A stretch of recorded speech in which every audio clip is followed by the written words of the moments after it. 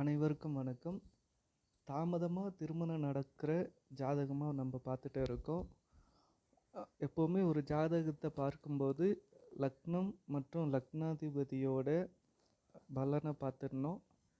ஏன் முதல்ல லக்னாதிபதியை பார்க்கணுன்னா, அவங்க அந்த சுகபோகங்களை அனுபவிக்க சரியான நபர் தானா அப்படின்னு லக்னாதிபதியை சொல்லும்.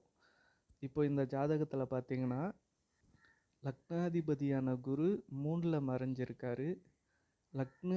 லக்னாதிபதிக்கு வீடு கொடுத்த சுக்கிரன் நீச்சமாகி சனி செவ்வாயோட பார்வையை பட்டு ரொம்ப பாவுத்துவமாகி லக்னத்தையும் பார்க்குறாரு. ஸோ லக்னமும் கெட்டு லக்னாதிபதியும் கெட்டு இருக்காரு. ஓகேங்களா? முதல்ல லக்னாதிபதியை பார்க்கணும். அடுத்து எந்த பாவம் பார்க்க போகிறோமோ அதோடைய பலத்தை பார்க்கணும். இப்போ நம்ம தாமத திருமணத்தை பார்க்க போகிறோம்.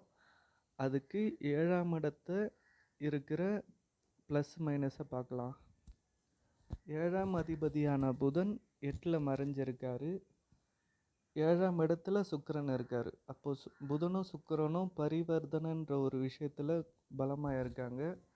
இருப்பினும் 7ஆம் இடத்துல நீச்ச சுக்கிரன் இருக்கார். சுக்கிரனை 7ஆம் பார்வையாக செவ்வாயும் பார்க்குறாரு, 10ஆம் பார்வையாக சனியும் பார்க்குறாரு. ஸோ இந்த இடத்துல சுக்கிரன் ரொம்ப பாவத்துவமாகி இருக்கார். அதே போல் லக்னத்துக்கு 12ல் ராகு இருக்கார். 12ஆம் இடத்துல ராகு இருந்தால் என்ன பலன் கொடுப்பாருன்னா, அயன சயன போகங்களை அனுபவித்துக்கான தடைகளை கொடுப்பாரு. அதே போல் ராசிக்கு 2ஆம் இடத்துலையும் ராகு இருக்கார். 2ஆம் இடத்து குடும்பஸ்தானம்னு சொல்லுவாங்க. அந்த இடத்துலையும் ராகு இருந்து குடும்பத்தை அமைக்கிறதுக்கு கெடுக்கிறாரு. ராசிக்கு 12ல் சனி இருந்து அயன சயன போகத்தை கெடுக்கிறாரு. இந்த ஜாதகருக்கு இன்னும் திருமணம் நடக்கலை. மிகப்பெரிய திருமண தடைக்கு என்ன காரணம்னா, சுக்கிரன் ரொம்ப பாவத்துவமாகியிருக்காரு. சனி செவ்வாயோட பார்வை, நீச்சம், வீடு கொடுத்தவன் 8ல் மறைவு, இது போன்ற விஷயங்கள்லாம் இவருக்கு தாமத திருமணத்தை கொடுத்துருக்கு.